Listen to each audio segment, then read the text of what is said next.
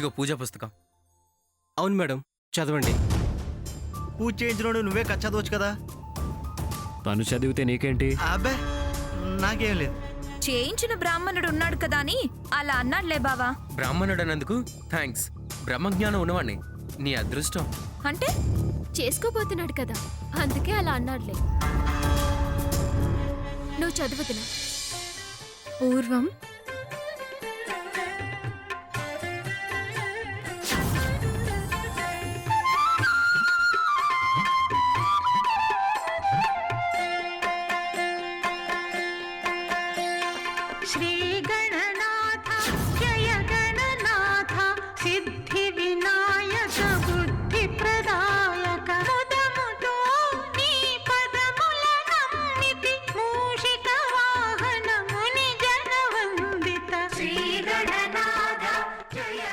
స్వామి, నేను ఏ పాపం ఎరుగునని నీకు తెలుసు. నన్ను కాపాడు తండ్రి. విఘ్నేశ్వర, నా కూతురు మీద పడ్డ నిందలు తొలగించు తండ్రి.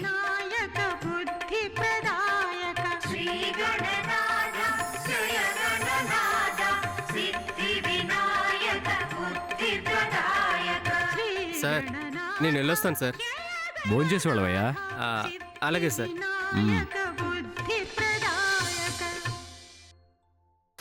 అక్క చూసావా, బావ కనీసం ఆ ధరణిని పిలవడానికి కూడా ఇష్టపడలేదు.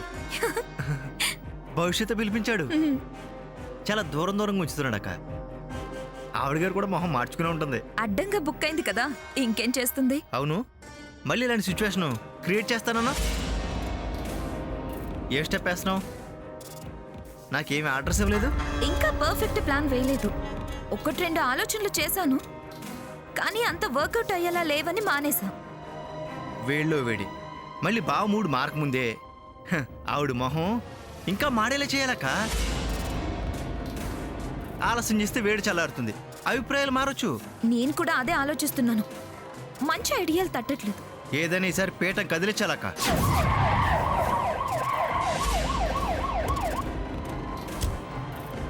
అక్క, పోలీసులు మళ్ళీ వస్తున్నారు. పద శ్రావణ్, మళ్ళీ ఎందుకు వస్తున్నారో. మన కొంప ముంచడానికో లేక దాని కొంప ముంచడానికో. పద పద పద.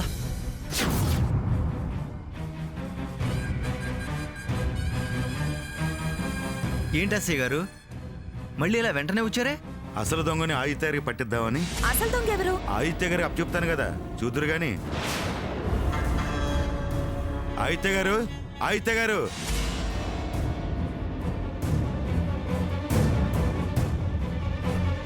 ఏంటి ఇన్స్పెక్టర్ గారు, మళ్ళీ ఇతన్ని తీసుకొచ్చారు? విచారణ గట్టిగా జరిపారా?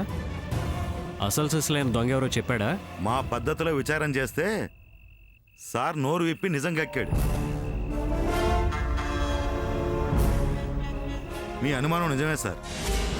హారం దొంగతనం చేసింది, సేటుకిచ్చి డబ్బులు తీసుకుంది ధరణి గారు కాదు. అమ్మా, అలాంటి వాళ్ళది నిజమైన ప్రేమ కాదు, అది వ్యామోహం. ఎగ్జాక్ట్లీ చిన్నత్త. నిజంగా ప్రేమించుకున్న వాళ్ళు అలా చేయరు.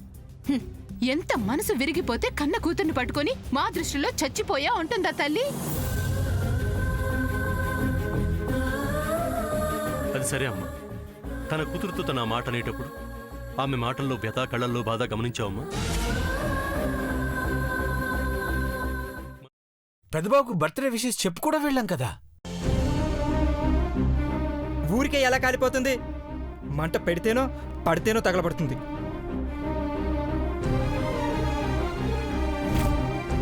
కరెక్ట్ చిన్నబాబు, నీకొచ్చినట్టే నాకు డౌట్ వచ్చింది. పార్వతే షర్టును తగలబెట్టిందనుకుంటా.